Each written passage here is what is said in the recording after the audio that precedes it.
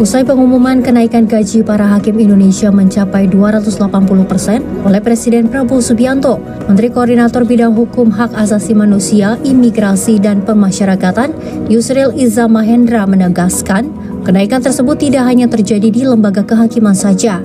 Dirinya menerangkan bahwa fokus utama Presiden Prabowo dalam hal kenaikan ini menyoroti kondisi para hakim di Indonesia, usai banyaknya kasus penyuapan yang terjadi belakangan ini.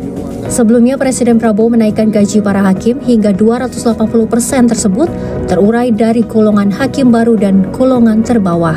Ya baguslah kalau hakim dinaikkan dan beliau mengatakan ya ini akan disusul oleh kenaikan aparatur pemerintah yang lain. Jadi yang pertama-tama beliau concern kepada para hakim dan nanti juga para pegawai negeri sipil, ASN yang lain juga akan mengalami peningkatan gajinya. Jadi sabar aja dulu ya. Dengan merespon kenaikan haji para hakim di Indonesia oleh sejumlah pihak, diharapkan hakim-hakim tersebut mampu menyelesaikan semua persoalan kasus tanpa harus melakukan upaya suap. Tim redaksi Simpo TV melaporkan. Persatuan Pensiunan Indonesia atau PPI melakukan rapat kerja nasional di Jakarta yang dibuka langsung oleh Menko Bidang Pembangunan Kemanusiaan dan Kebudayaan atau Menko PMK sebagai utusan dari Presiden Prabowo Subianto. PPI memiliki peran strategis dalam mendukung kemajuan bangsa dan negara melalui pemberdayaan para pensiunan yang berasal dari berbagai bidang ASN dan menjadi wadah untuk memaksimalkan potensi para pensiunan agar tetap produktif. Presiden Prabowo Subianto melalui Menko Pembangunan Manusia dan Kebudayaan Pratikno menyatakan bahwa para pensiunan memiliki peran strategis dalam mendukung kemajuan bangsa dan negara. Penegasan itu disampaikan Menko PMK Pratikno dalam pengarahan Rapat Kerja Nasional Rakernas Persatuan Pensiunan Indonesia atau PPI yang berlangsung pada 4-7 Desember 2024 di Jakarta dan dihadiri 150 perwakilan dari berbagai daerah. Ketua Umum PPI Profesor Dr. Ermaya Suradinata menyatakan PPI memfasilitasi partisipasi aktif para pensiunan melalui berbagai program yang selaras dengan asta cita. Rakernas membawa harapan besar kepada pemerintah agar mendapat perhatian terutama masalah kesejahteraan dan pelayanan kesehatan. Dan hasil daripada Rakernas ini pertama adalah untuk melakukan suatu perubahan paradigma tentang sistem pelayanan yang sekarang sudah menggunakan sistem digital.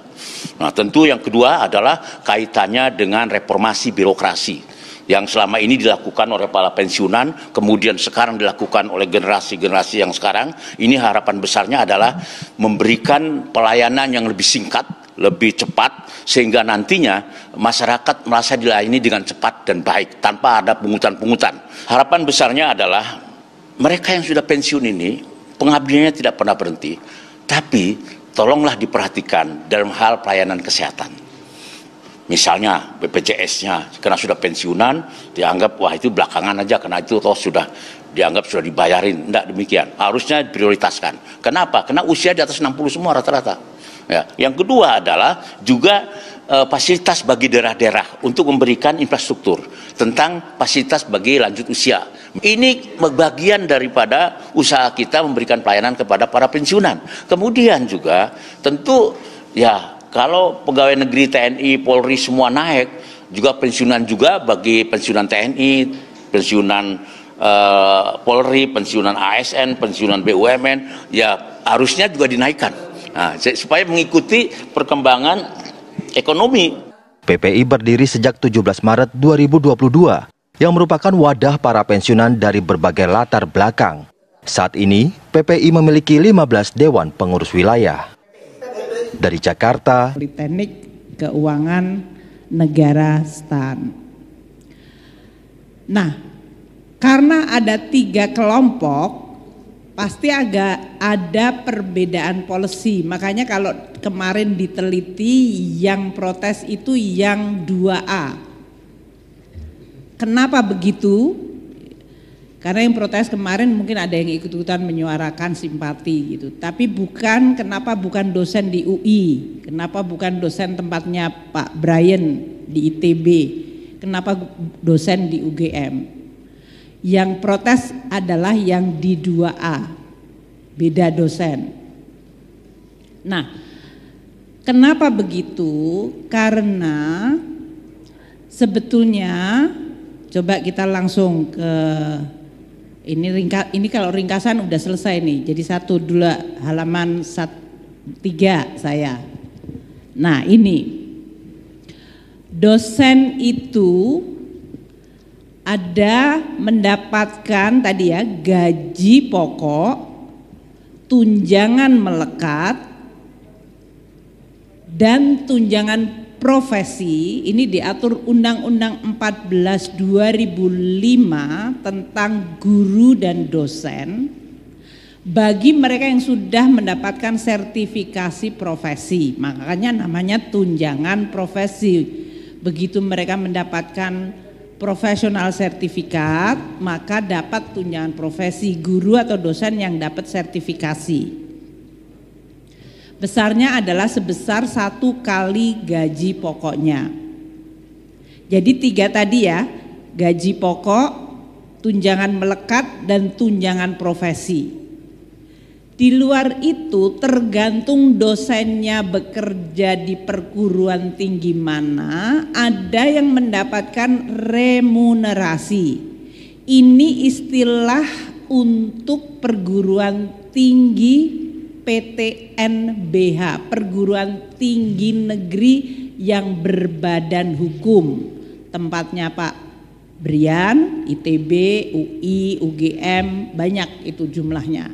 PTN badan hukum. Itu namanya bukan tukin, makanya mereka tidak ikut demo tukin karena mereka mendapatkan remunerasi.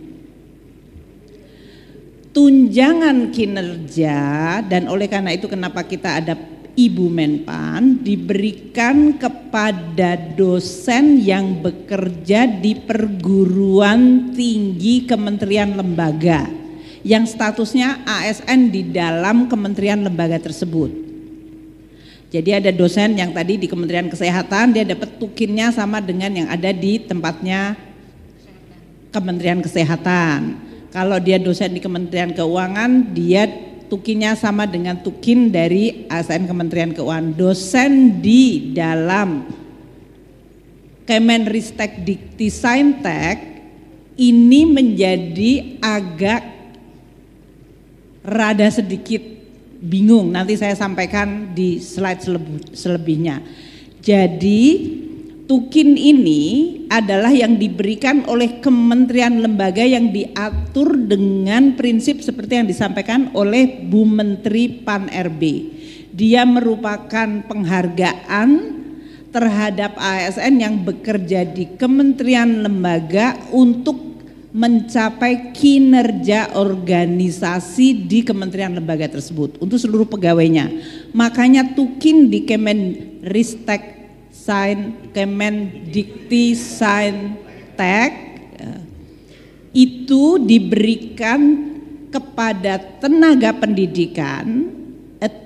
kependidikan non-dosen,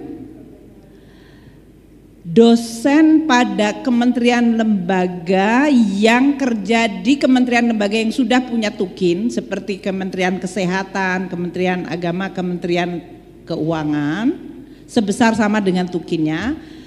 Dan untuk dosen Kemendikbud, namanya dulu Kemendikbud ya, ini supaya bingung karena namanya berubah-ubah kan, Kemendikbudnas, Kemenristek Dikti, sekarang Kemendikti-Saintek gitu.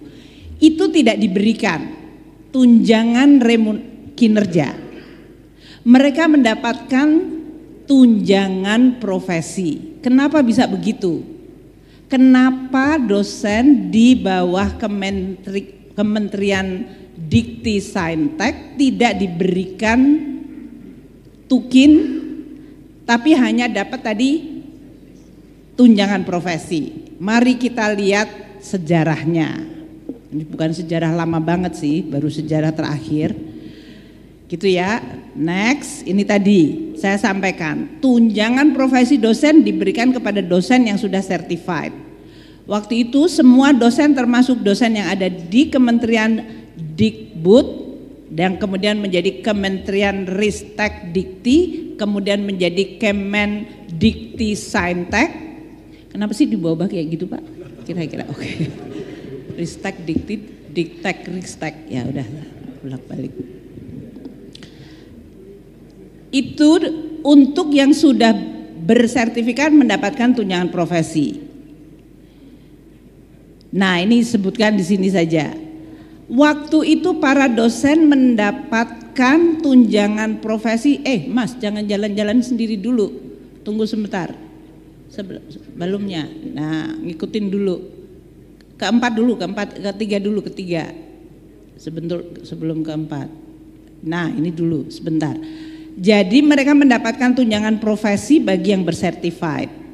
Untuk perguruan-perguruan BLU yang sudah ada remunerasi dan perguruan tinggi yang badan hukum PTNBH seperti UI, UGM, ITB, IPB dan yang lain-lain, mereka punya remunerasi. Jadi diatur sendiri di dalam perguruan tinggi. Sedangkan untuk yang aparat ASN di dalam Kemendikti Dikti yang bukan dosen, mereka mendapatkan tukin. Jadi di dalam Kemendikti Dikti itu yang bukan dosen dapat tukin, yang dosen dapat tunjangan profesi. Nah, kondisi itu masih diterima baik-baik saja waktu tunjangan profesinya lebih tinggi dari tukin, kira-kira kayak gitu. Makanya nggak ada suara kan? Tunjangan profesi dosen artinya dosen yang bekerja di tempatnya Kemendikti Dikti apa Kemendikti Saintek itu dulu better off karena tunjangan profesinya lebih tinggi dari tukin. Nah, coba kita lihat slide-nya next. Ini kira-kira populasi yang kita sedang bicarakan dan kenapa muncul kemudian banyak protes akhir-akhir atau beberapa bulan terakhir ini. Kita lihat untuk PTN ini ada PTN Badan Hukum yang 23. Itu yang tadi saya sebutkan PTN Badan Hukum tuh yang termasuk yang besar-besar tadi. Yang di Jakarta tuh UI, kemudian ada apa saja Pak? IPB, UGM, ITB, Erlangga, USU, pokoknya yang perguruan tinggi yang besar-besar itu adalah bentuknya badan hukum. Itu dosennya mendapatkan remunerasi. Remunerasinya tergantung dari masing-masing perguruan tinggi, mereka tetap dapat APBN. Kemudian ada perguruan tinggi negeri yang masih statusnya BLU. BLU itu berarti lebih dekat ke APBN, belum menjadi BH, badan hukum, mungkin sebagian nanti menurut tergantung kebijakan lagi apakah akan didorong ke BH atau tetap BLU. Mereka yang sudah punya BLU, punya remunerasi, dosennya dapat remunerasi itu di atas tadi ya, gaji pokok, tunjangan melekat plus tunjangan profesi, atau dalam hal ini yang disebut plus remunerasi atau tukin. Kalau di dalam PTN BLU itu namanya yang sudah menerapkan remunerasi sama seperti badan hukum. Nah, namun ada PTN BLU yang juga belum menerapkan remunerasi. Ini dosennya ya on off ini berarti. Dan ada dosen yang statusnya adalah di perguruan tinggi negeri sebagai bagian dari pekerja di Satker. Ini yang protes 49 tadi. Kenapa terjadi? Karena mereka hanya mendapatkan tunjangan profesi tapi tidak mendapatkan tukin. Nah, tukin di Kemendikti Dikti atau menjadi Kemendikti Saintek sama dengan Kemendikbud itu terus-menerus mengalami perbaikan sesuai dengan indikator di tempatnya Ibu Menpan RB. Oh, Kemendikti Dikbud bagus, sama Kemendikti Dikti atau Kemendikti Saintek aku lama-lama fluent deh. Itu tukinnya membaik sehingga tukin Kemendikbud / Saintek Dikti itu naik terus untuk pejabat struktural. Sementara yang statusnya profesi dosen, dia hanya dapat tunjangan profesi yang tidak mengalami kenaikan secepat tukinnya. Tukinnya naiknya berdasarkan kinerja. Kinerja tadi yang sudah dijelaskan Ibu Menpan RB dan Pak Brian. Hari ini jadinya muncul guru besar, kalau statusnya sudah guru besar dari dosen di PTN Satker, dia tunjangan profesinya itu 6,7 juta, 6,737 juta rupiah. Sementara guru besar yang setara dengan struktur itu berarti eselon 2 di Satker, tukinya adalah 19,28 juta. Ini para dosen jadi resah. Kalau begitu enakan dapat tukin daripada tunjangan profesi. Ini yang men-trigger kemudian berbagai demo. Dosen-dosen ASN di lingkungan Kemendikti-Saintek tidak mendapatkan tukin tapi dapat tunjangan profesi. Kenapa hal itu terjadi? Kita lihat sekarang sejarahnya. Halaman 5. Tahun 2013 tukin itu tidak diberikan untuk pejabat fungsional dosen, namun mereka mendapatkan tunjangan profesi yang tadi saya sampaikan. Waktu itu saya tidak tahu, mungkin kita cek lagi di 2013 antara tukin dengan tunjangan profesi barangkali masih sama atau bahkan profesi lebih tinggi dikit daripada tukin. Kan tukin kalau dia dinaikkan tiap tahun berdasarkan kinerja dari kementeriannya. Dan ini diatur oleh Pak Menterinya sendiri waktu itu, bahwa dosen yang ada dan bekerja di kementerian memang tidak mendapatkan tukin tapi mereka sudah mendapatkan tunjangan profesi. Jadi komponen gajinya mereka adalah gaji pokok, tunjangan melekat, kemudian tunjangan kinerja, tunjangan profesi. Sedangkan aparat Kemendikbud atau Kemendikti-Saintek itu mendapatkan yang non dosen, dia mendapatkan tunjangan pokok, tunjangan melekat, tunjangan keluarga, dan kemudian tukin. Kemendikbud atau Kemendikti-Saintek itu terus-menerus menegaskan bahwa profesi dosen dan guru tidak dapat tukin, tapi dapatnya profesi, tunjangan profesi.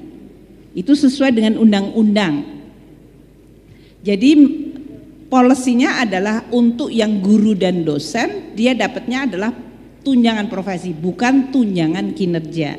Yang tunjangan kinerja itu untuk ASN non dosen dan guru. Dan ini berlanjut di Perpres 32 2016, sekali lagi Dikti pindah dari Kemendikbud menjadi Kemendikti, gitu kan? Tetap tukin tidak diberikan tapi mereka hanya mendapatkan tunjangan profesi. 2018 Perpres 131 2018 Kemenristek Dikti digabung lagi nih diktinya, tukinnya dinaikkan atau mendapatkan perbaikan sesuai dengan grade di Menpan RB. Dosen juga tetap tidak diberikan tukin tapi mendapatkan tunjangan profesi. 2019 Dikti kembali lagi di Kemendikbud, bolak balik kan, tapi setiap bolak dan balik ini dosen tetap hanya dapat tunjangan profesi. Dia tidak pernah di-treat sebagai aparat seperti ASN non dosen yang tadi mendapatkan treatment tunjangan kinerja sesuai dengan assessment dari Menpan RB. Sehingga tahun 2019 Tukin mengacu kepada Kemendikbud/Perpres 136 tahun 2018. Di situ tidak ditegaskan dosen Kemendikbud tidak diberikan tukin, hanya diberikan tunjangan profesi.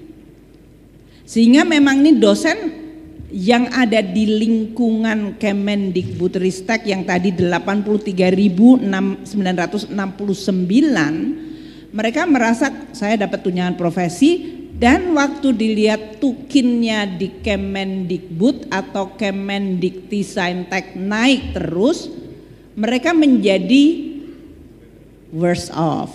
Tadi di halaman sebelumnya, profesor, guru besar dapatnya 6,7 juta, padahal eselon 2 di Dikbud atau Kemendiktissaintek dapatnya 19,2. Maka muncul keresahan dan kemudian berdemonstrasi.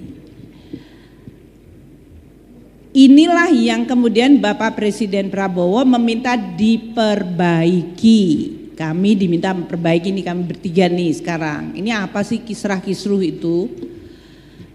Maka di 2024 mulai disusunlah Perpres Tukin tersebut. Ini sebetulnya bagaimana untuk memberikan tidak hanya tadi prinsip-prinsip mengenai kinerja, karena kinerja di Kemendiktissaintek dengan kinerja dosen mungkin ada perbedaan. Dosen itu kan beliau dosen juga, saya dahulu sekali dosen.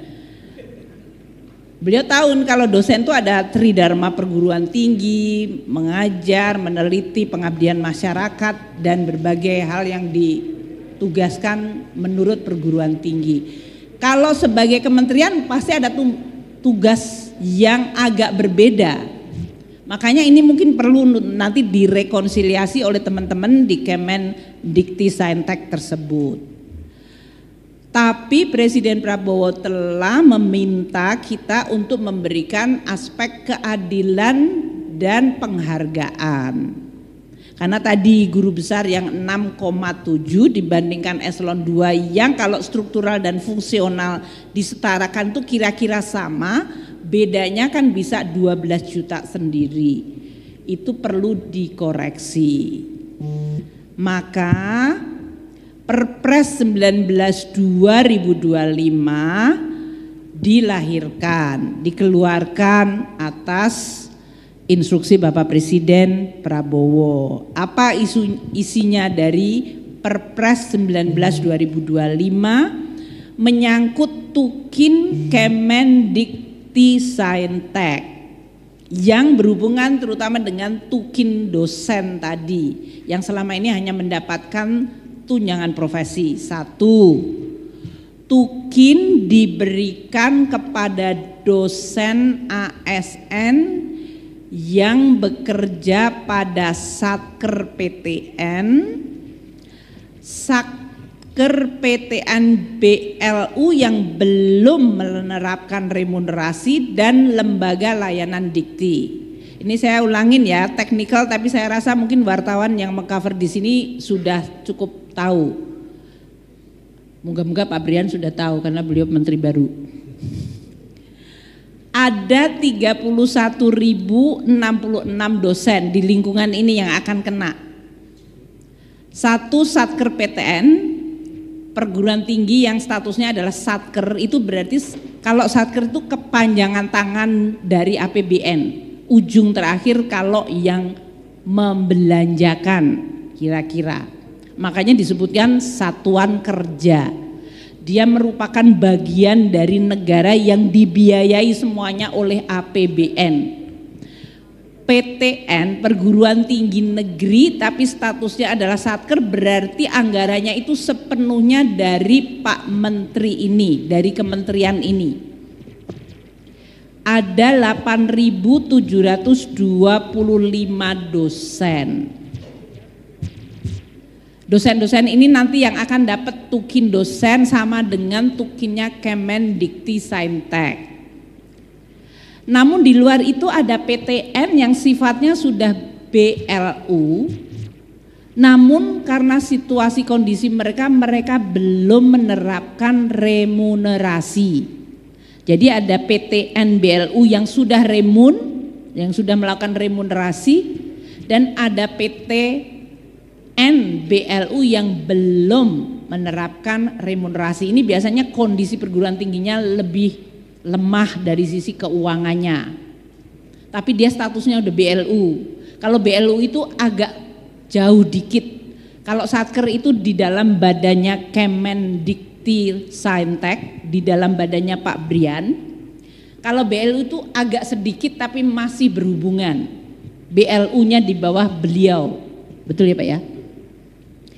Itu ada 16.540 dosen yang bekerja di perguruan tinggi negeri yang statusnya BLU yang belum menerapkan remunerasi, karena pasti kondisi keuangannya tidak terlalu baik, lemah.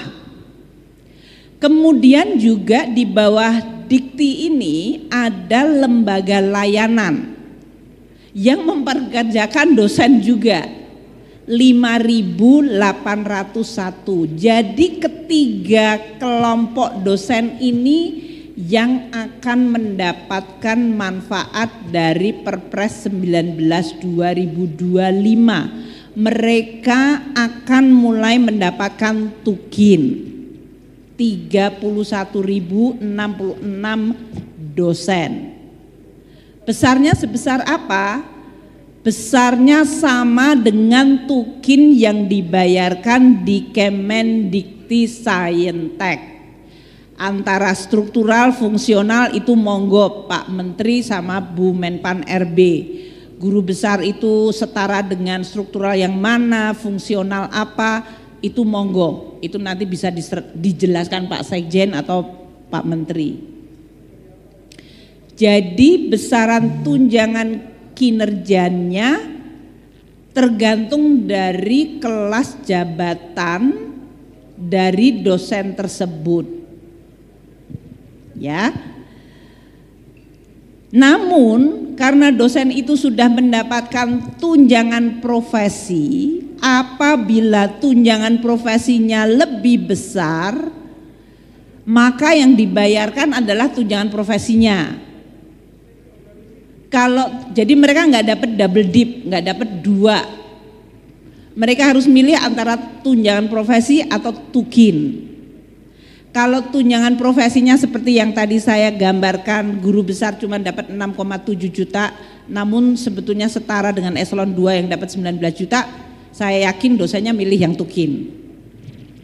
Tapi kalau di jenjang dosen tunjangan profesinya ternyata lebih tinggi dari yang diberikan di tukin, mereka pasti tetap milih di tunjangan profesi. Tapi mereka tidak dapat dua-duanya, karena memang dosen-dosen yang lain juga nggak dapat dua-duanya. Apakah dapat remunerasi tadi kalau di PTN BLU yang sudah ada remunerasi, atau di tempatnya PTN BH, atau Anda dapat tunjangan profesi. Jadi prinsipnya yang lebih tinggi yang dipilih pastinya, karena ini tujuannya adalah untuk membuat dosen menjadi lebih baik situasinya.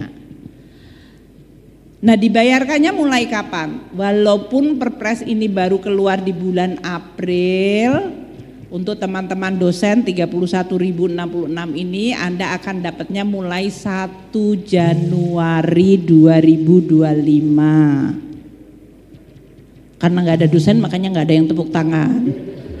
Mestinya Pak Menterinya yang tepuk tangan.